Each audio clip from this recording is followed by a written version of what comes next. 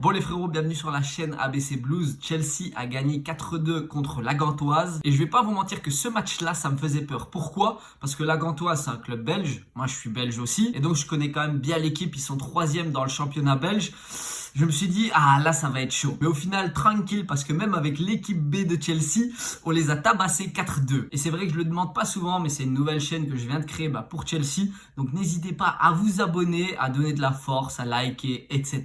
Et c'est quand même fou de se dire que les 11 joueurs qui ont joué contre la Gantoise n'ont pas été titulaires en championnat face à Brighton. Donc oui, pour le match de hier en Conference League, c'était 11 joueurs différents. Et quand tu regardes l'équipe sur le papier, elle fait peur. On dirait même pas une équipe B. On a des Nkunku, des Joao Félix, des Pedro Neto, bref...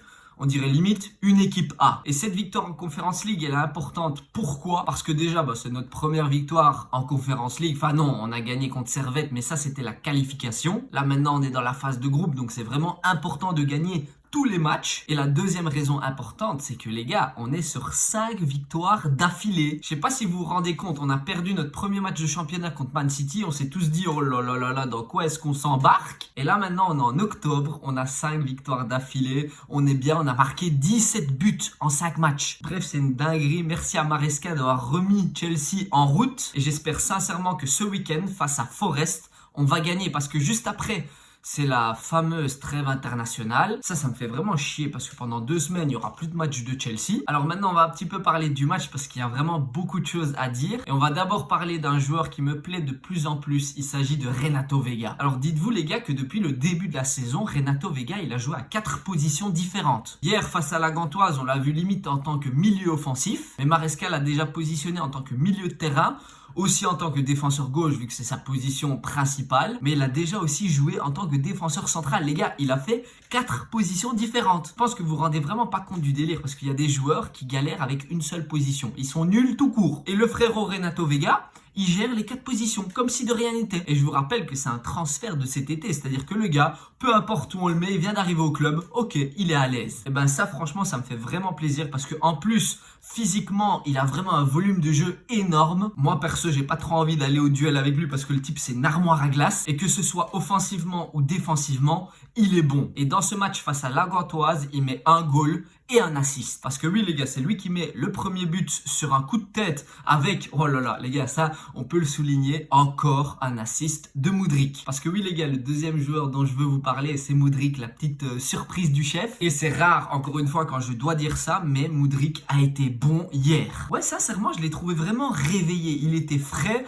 dans ses dribbles. Ça n'a pas toujours fonctionné, mais quand même, il a réussi quelques dribbles. Et c'est lui qui apporte le premier but grâce à un superbe centre du pied droit. Alors certes, c'est vrai, il n'a pas encore marqué de but. Ça, je suis d'accord. Mais il a quand même mis 2 assists en 2 matchs parce que ouais, il avait été titulaire face à Barrow en coupe. Donc ça reste, on va dire, des bonnes stats. Et c'est un peu la même chose que Jadon Sancho. Il a mis 3 assists en 3 matchs, je crois. Donc là, Mudryk, il est sur une pente ascendante. Et pour une fois, je peux pas le vanner. Je peux pas dire, ouais, il a été nul ou quoi. Non, non, non. Il a été bon et ça me fait plaisir de pouvoir le dire. Et en vrai de vrai, quand je vois Mudryk, quand je vois sa tête...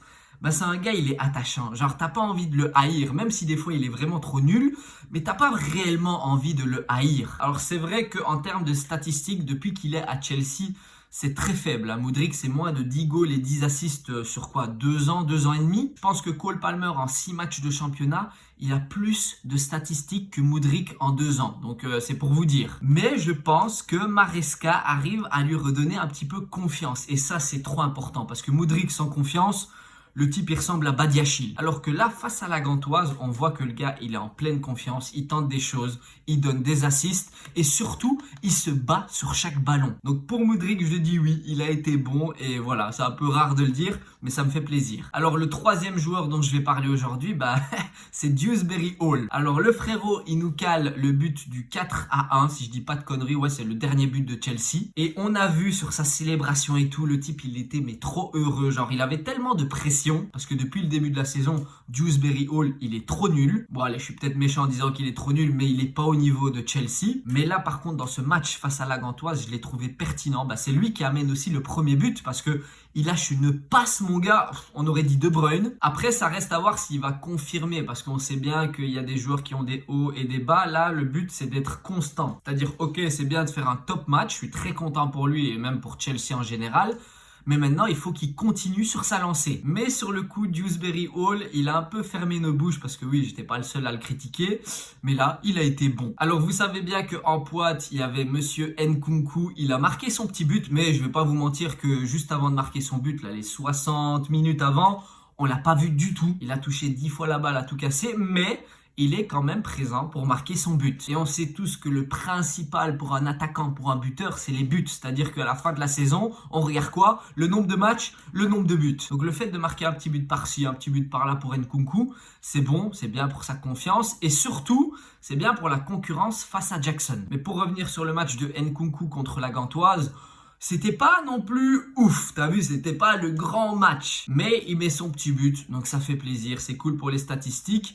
Et maintenant, on va passer à Joao Félix. Alors le gars, il a rien fait du match en termes de statistiques. C'est-à-dire qu'il a pas d'assist, il a pas de goal. Mais le gars, oh là là là là là là, techniquement parlant, c'est un monstre. Mais vraiment, il a du football en lui. Alors certes, des fois, il fait des choses qui sont inutiles, des petits gris-gris vraiment qui servent à rien du tout. Mais moi, j'aime bien voir ça. Je vais pas vous mentir, moi, un gars qui manie le ballon, vous savez, qui caresse le ballon, qui fait des dribbles et tout, ça me fait plaisir. Parce qu'on a vu pendant tout le match que Joao Félix, quand il a la balle, il tente quelque chose. Tout simplement. Même si ça rate, il tente quelque chose et il se fait plaisir avec le ballon. Que ce soit avec des petits crochets, des petites virgules, des passements de jambes, des trucs à la Neymar, bref, c'est beau à voir. Et moi, je trouve que le match de Joao Félix, il a été bon. C'était pas non plus le meilleur, t'as vu, mais il a été bon dans son ensemble, même s'il n'y a pas de passe décisive ou de goal. Alors, sur le côté droit, c'était Pedro Neto. Il a marqué son but. Et honnêtement, le but, putain, c'était une reprise de volée à bazar. C'était magnifique sur une passe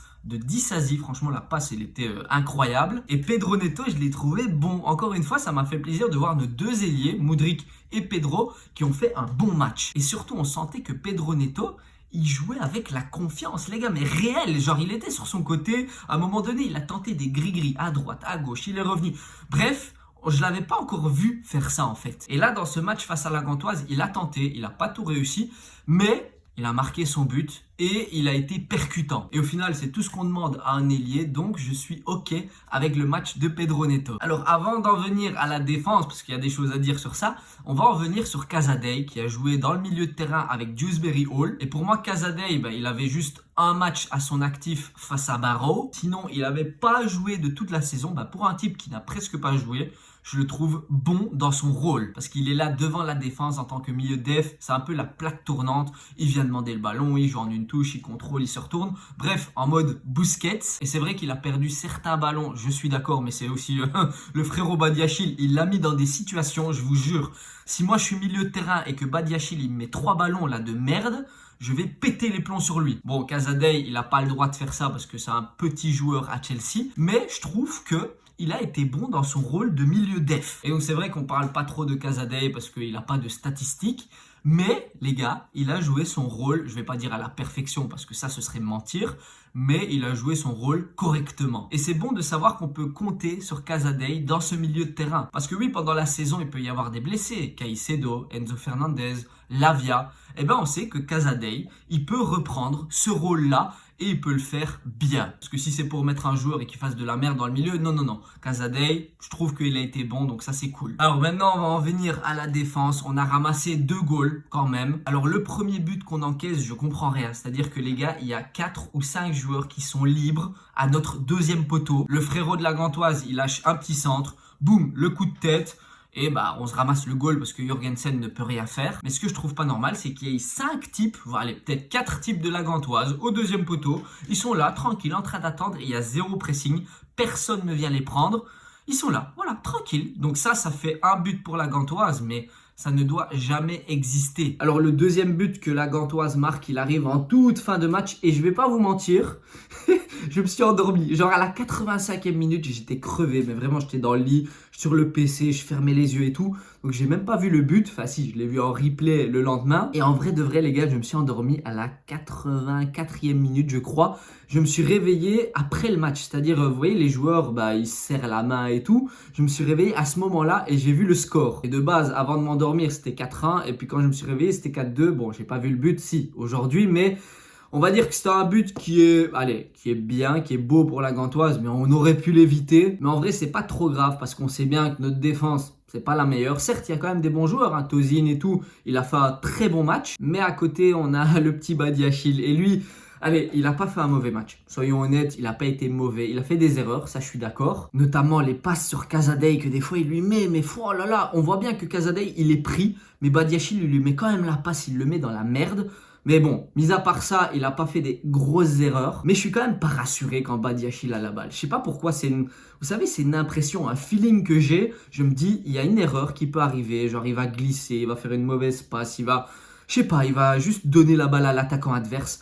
Il va faire n'importe quoi. Alors ça n'a pas été le cas face à la Gantoise, mais ça a été le cas dans d'autres matchs. C'est pour ça que ça me fait peur. C'est-à-dire que les premières impressions qu'on a eues de Badiachil, elles étaient mauvaises. Et le problème, c'est que la première impression, on sait bien, c'est la plus importante. Sauf que lui, il avait fait du caca au tout début. Donc, on reste avec cette mauvaise impression de Badiachil. Donc le match de Chelsea dans son ensemble, pour moi, il est bon. Certes, les 2 goals qu'on prend, on doit peut-être les éviter. On doit sûrement en mettre plus que 4. Je pense que si on avait appuyé réellement sur l'accélérateur, on peut en mettre 6. Mais ce que je retiens et qui est positif, c'est que les joueurs qui d'habitude sont nuls, genre les Dewsbury Hall, les Mudryk et tout, aujourd'hui, ils étaient bons. Et ça me fait plaisir parce qu'au final, c'est notre équipe B. Et vous imaginez, si les joueurs de l'équipe B deviennent très bons, ils vont venir concurrencer ceux de l'équipe A. Et quand tu as de la concurrence entre 2 joueurs, forcément, il y en a un des 2 qui veut performer, donc il fait plus. Et bref, c'est vraiment une spirale pour la progression. Donc je suis très content que cette équipe B de Chelsea ait cartonné face à la Gantoise. Certes, c'est pas le championnat, mais comme je vous ai dit, la Conference League, elle est importante. Enfin, n'importe quelle compétition est importante. Si on peut soulever un trophée à la fin de la saison, ça fera toujours plaisir. Mais bref, je suis content de la performance de Chelsea en général. Maintenant, il faut se focus sur le match de championnat de ce week-end. On joue contre Forest dimanche. C'est le dernier match avant la trêve internationale pendant 2 semaines. Donc ouais, là je suis hyper chaud. Il nous faut les 6 victoires d'affilée parce que si on gagne contre Forest, ça fera 6 victoires. Oh là là, ça ce serait magnifique. On pourrait enfin dire que Chelsea redevient peut-être le Chelsea d'avant. Bref, c'est tout pour ce débrief du match de Conference League de Chelsea face à la Gantoise. J'espère que ça vous aura plu et on se dit à la prochaine dans une nouvelle vidéo.